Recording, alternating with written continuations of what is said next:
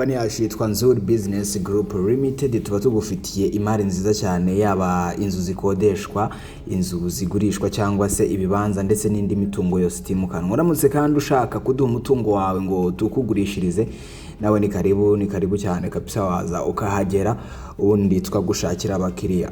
Kuri uyu munsi rero tugufitiye inzu igurishwa iherereye i Remera munsi yo kwa Rando. Ni inzu ifite parikingi ijyamo byibura imodoka ebyiri. Ni inzu iri mu gipangu, no kuvuga ko irakorotiriye, ifite ibyumba bitatu, salo ndetse na saramanje, ikaba ifite toilette imwe mu nzu ndetse ikaba ifite igikoni hanze. Ubwo birumvikana ifite na douche ndetse na toilette hanze. Ikindi kandi iyi nzu ifite na annex. Igiciro cyayo ntabwo kiri hejuru cyane kuko irahendutse cyane. Igiciro cyayo rero ni miliyoni 12 z'amafaranga y'u Rwanda, zishobora no kuganirwaho.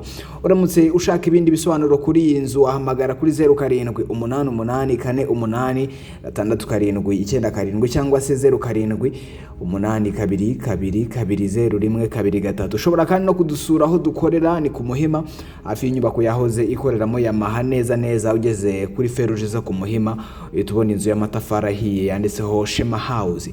Aho niho dukorera, watugana ubundi tukagusobanurira n'izindi service tuba tugufitiye, harimo n'indi mitungo myinshi tuba dufite. Ushobora kandi no kudukurikira ku mbuga nkoranyambaga zacu, haba kuri Twitter, Instagram, Facebook ndetse na YouTube, wanditse Nzuri Market. Wanadusura kandi kuri website yacu, wanditse www.nzuri.rw. Nzuri Business Group Limited, ni ikaze buri muntu wese ahawe ikaze muri Nzuri Business Group Limited.